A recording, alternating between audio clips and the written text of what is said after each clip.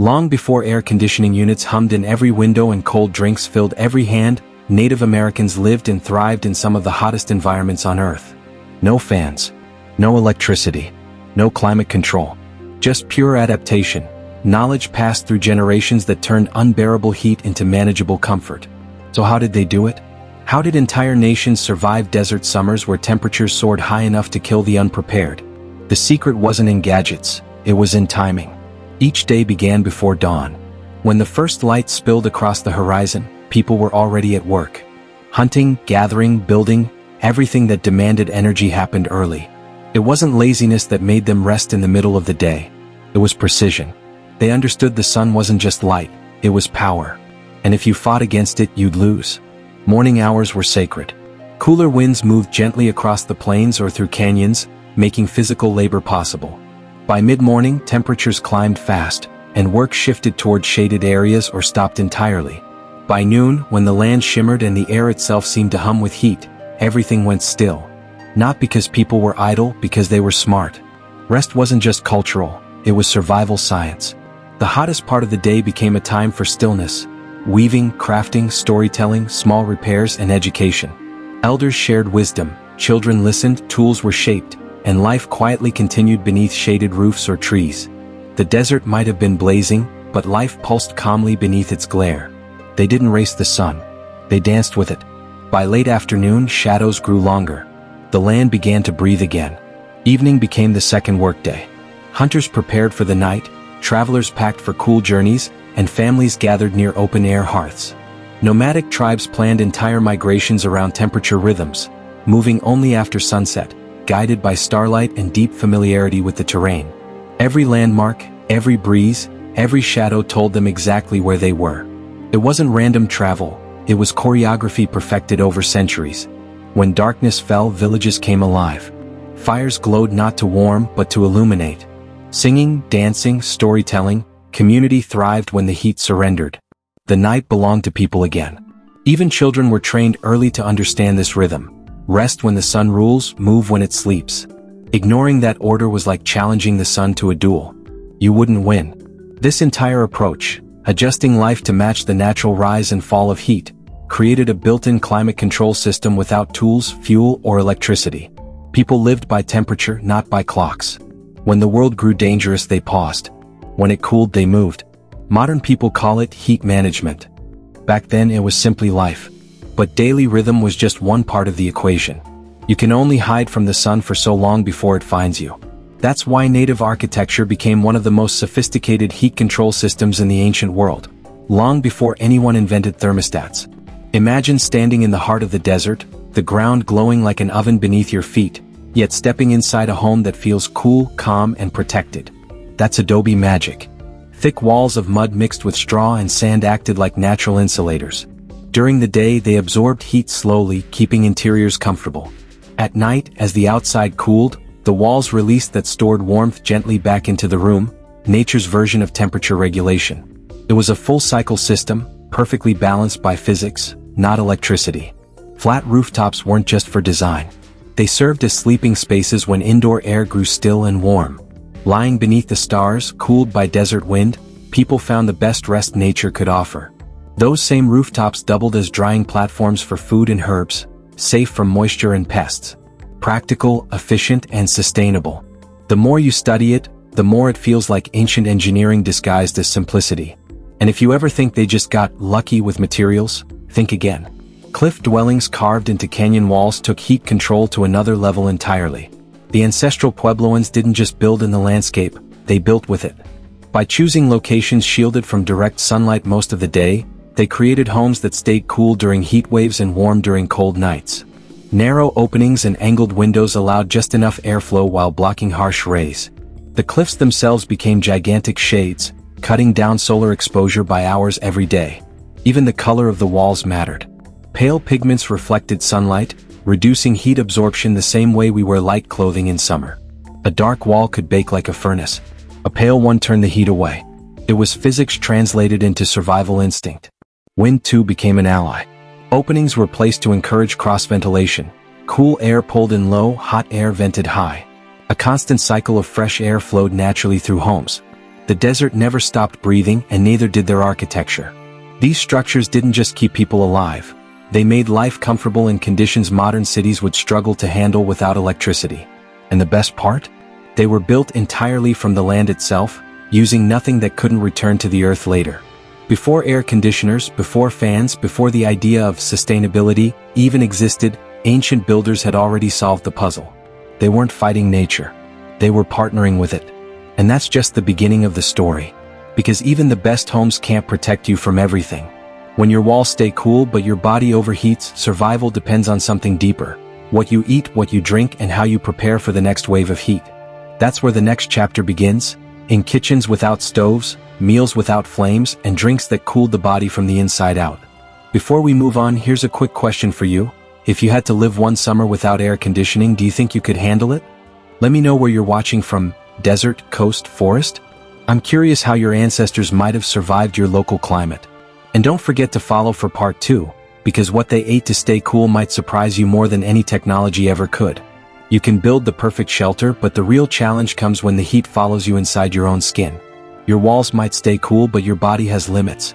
That's why Native Americans didn't just build smart, they ate smart. Their secret weapon against summer heat wasn't some miracle technology. It was food.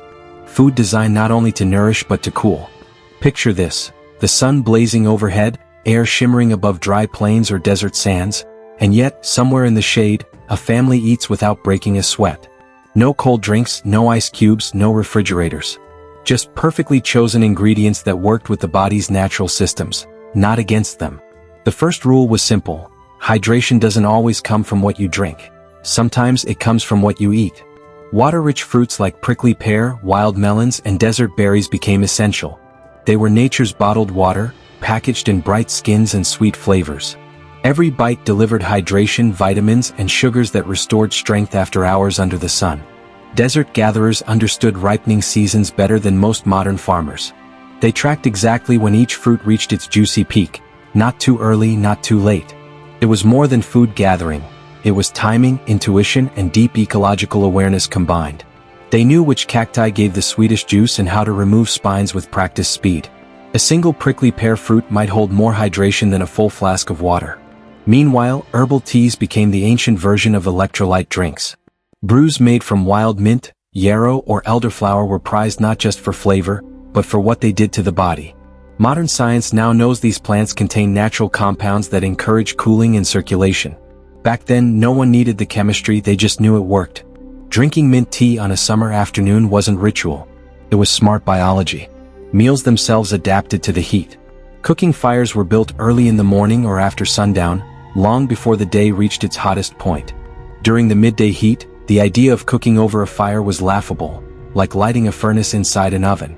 So instead, they prepared cold stews, mixtures of grains, roots, and vegetables cooked earlier, cooled, and eaten later. It sounds basic, but it worked beautifully. The food stayed nutritious, the body stayed balanced, and nobody risked heatstroke just to make lunch. Then came the real innovation: drinkable meals. Corn-based beverages like pinole or atoll mixed finely ground cornmeal with cool water or light broth. Think of it as the original smoothie, a portable, hydrating meal that provided carbs, minerals, and cooling in one gulp. No sugar, no chemicals, no ice, just nature's balance, centuries before energy drinks existed. Eating became strategic. Heavy meals meant more digestion, and digestion creates heat. So summer diets shifted to light, easy-to-process foods that required minimal internal energy. It's the same reason you don't crave steak in the middle of July. Your body knows what it needs. Native communities simply learned to listen to it. On the move, travelers chewed cactus roots or juicy wild plants for quick hydration when water sources ran dry. These weren't snacks, they were lifesavers. Some roots, like agave hearts or yucca stems, stored water like natural canteens, providing moisture long after rivers disappeared from sight. And when the body overheated, people didn't panic. They knew exactly what to do. Mud, clay, or ash mixtures were applied to the skin, cooling through evaporation and blocking direct sunlight. It wasn't decoration or ritual, it was science in disguise. As the moisture evaporated, it pulled heat from the skin, creating a natural air conditioning effect. The same principle worked in the kitchen. Food and water were stored underground in shaded pits or clay jars buried just below the surface, where temperatures stayed cool and steady. Even in scorching desert heat, This natural refrigeration system preserved perishables for days. No ice, no electricity, just Earth's own insulation. Hydration came not from frantic water chugging, but from a lifestyle built entirely around balance. Every action, every meal, every break was planned to work with the heat instead of against it. They didn't fear the summer. They respected it. And that respect turned into mastery. Now imagine this, a scorching day with no AC, no fridge, and no bottled water. Could you survive a single week like that? Because they did it every year for centuries. There's something poetic about it, this ability to turn extreme hardship into daily life without complaint. They didn't chase comfort. They built it into their rhythm, their architecture, and even their meals. Today we turn up the thermostat and shut the blinds. They turned to the land and asked, "What's the smart move?" And somehow the land always answered. By understanding how to eat, drink, and rest in harmony with their surroundings, Native Americans created the ultimate self-regulating cooling system. One that required no maintenance, no technology, and no repairmen. But food and water weren't the only defenses. The next layer of survival came in what they wore. Because even the best meal can't protect you when the sun is burning down on your skin hour after hour. That's where the real genius of adaptation shines, in clothing that breathed, reflected, and protected better than anything you'll find in modern stores. Before we jump into that, I'm curious, how hot does it get where you live? Drop your answer in the comments, and tell me how your ancestors might have handled those temperatures without air conditioning. You can build cool houses and eat cooling foods, but when the sun is merciless, what you wear can mean the difference between surviving the heat, or becoming another cautionary tale of exhaustion. Native Americans across North America didn't just invent clothing for beauty or modesty. They engineered it for survival. Every fabric, every color, every cut served a purpose. It wasn't about fashion, it was about physics. Let's start with the basics. Modern people often make the same mistake, wearing as little as possible in the heat. It feels logical, but it's actually wrong. Bare skin absorbs sunlight directly, cooking you from the outside in. Native peoples understood something we forgot. Protection beats exposure. Their answer? Loose, breathable layers. Clothes that allowed air to move freely while blocking direct sun rays. Breechcloths, woven skirts, light robes, all made from natural materials that didn't trap heat against the skin. Plant fibers, woven grasses, soft cotton, or even fine bark cloth worked like a personal ventilation system. When the wind blew, air circulated between skin and fabric, cooling through evaporation. It was ancient science, not luck. But they didn't stop at airflow. Color mattered. Light shades reflected sunlight instead of absorbing it, helping to maintain lower body temperatures. Think of it like wearing the desert's own reflection. The sun hit and bounced right back. Darker shades were reserved for cooler climates or ceremonial use, where heat protection wasn't as critical. Then there was the trick that modern sunscreen companies wish they could patent: clay, mud, and ash. These weren't just body decorations. They were functional coatings, the original sunblock. By applying a thin layer of damp clay or white ash, people reduced the skin's direct exposure to solar radiation. As it dried, it created a cooling effect through evaporation, drawing heat away from the body. Some tribes even added crushed herbs or minerals to create protective salves that soothed burns and deflected UV before UV was even a word. Wearing mud might sound primitive, until you realize it was basically air conditioning in paste form. And best of all, it cost nothing. Hair management was another layer of adaptation. In the hottest regions, hair was kept short or tied high to release trapped heat around the neck and shoulders. Elsewhere, elaborate braids lifted heavy hair off the skin while preserving cultural identity and social meaning. Even beauty had purpose. Those intricate hairstyles doubled as personal cooling systems.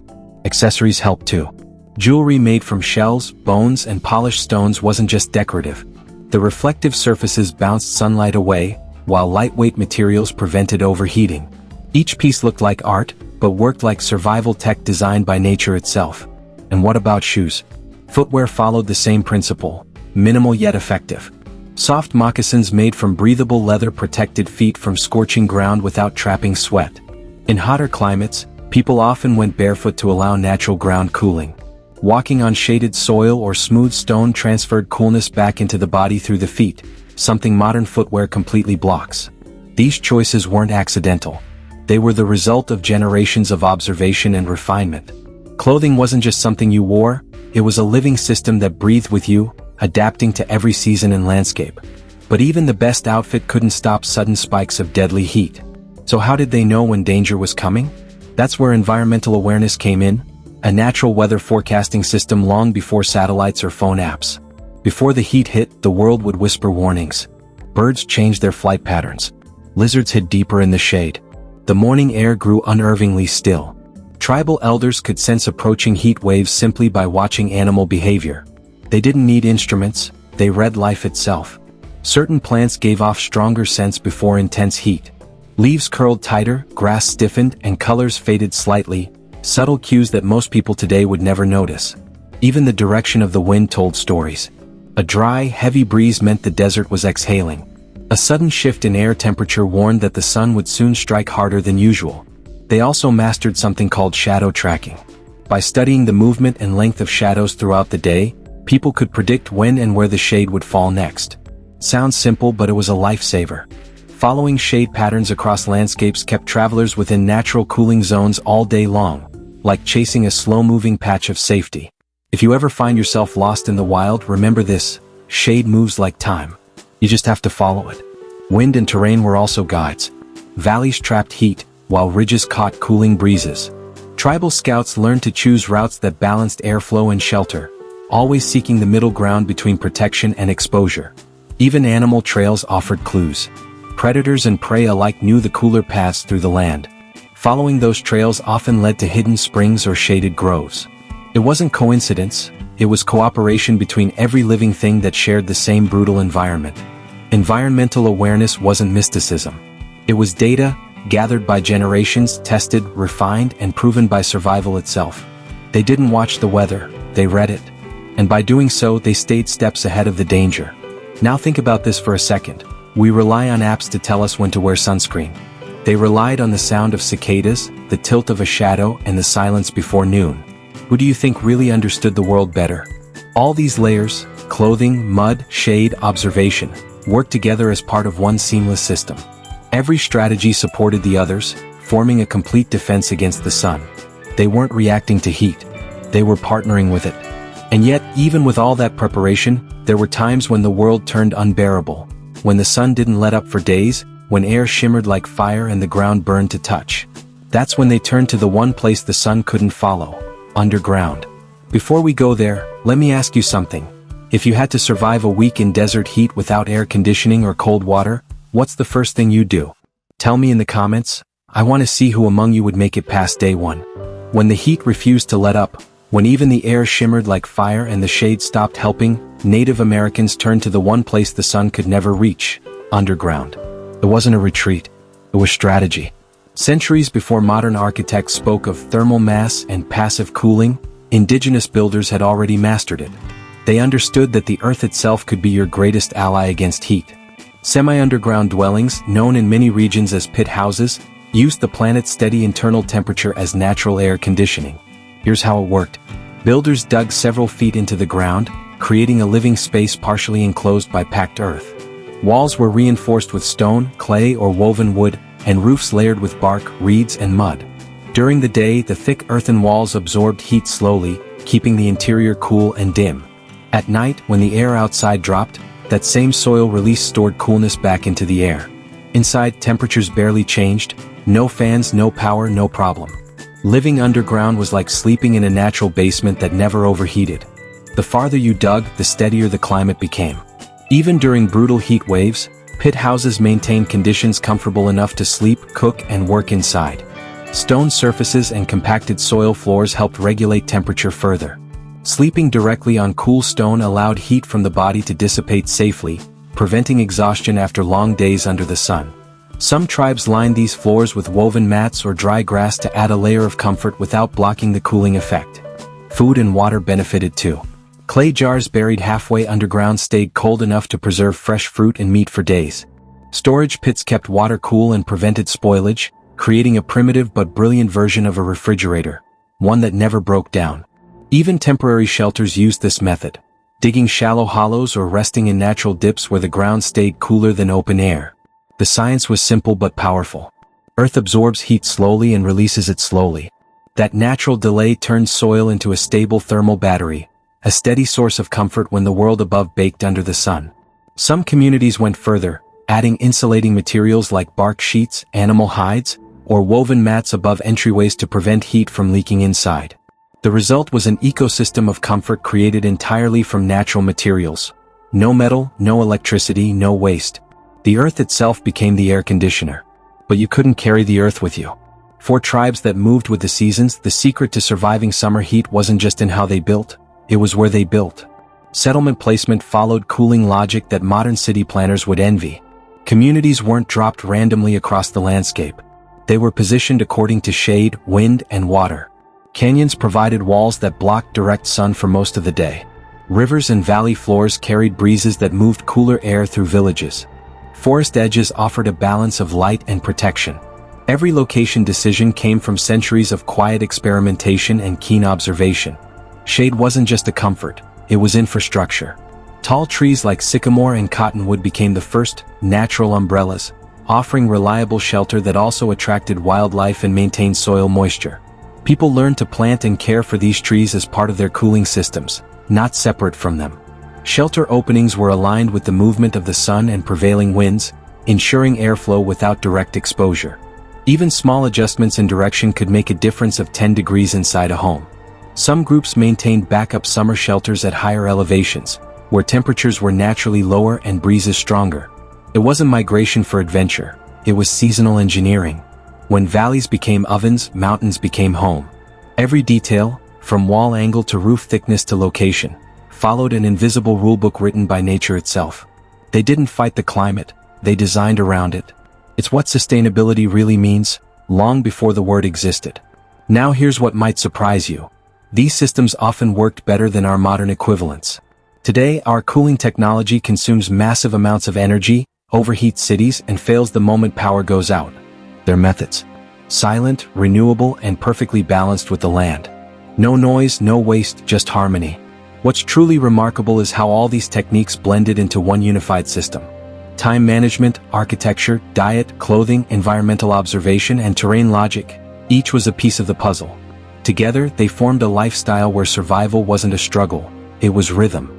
They didn't need to conquer nature because they'd already learned how to live inside its heartbeat. And maybe that's the lesson we need most right now. We spend billions building machines to fix problems that ancient people solved with patience, observation, and respect. While we crank up thermostats and complain about summer heat, they watched the sky, followed the shadows, and stayed cool through knowledge alone. Imagine for a second, no air conditioning, no fan, no ice water. Just the earth, the wind, and everything you've learned from generations before you. Would you survive? Or have we forgotten too much? Because that's what their wisdom really was, not tricks or hacks, but memory. A memory of balance between body and land, between effort and rest, between taking and giving back. So next time you step into the blazing sun, remember this: every breeze you feel, every patch of shade, every cool handful of soil under your feet, it's part of the same system that kept entire civilizations alive. They didn't fear the summer. They mastered it. And maybe, if we listen closely enough, the land is still willing to teach us how. By the way, I'm curious, what's the hottest temperature you've ever experienced, and how did you handle it? Drop your answer below. Let's see who among us could actually handle life without air conditioning. And if you enjoyed this story, make sure to follow, because next time, we're diving into another forgotten survival system that might just change the way you see the world around you.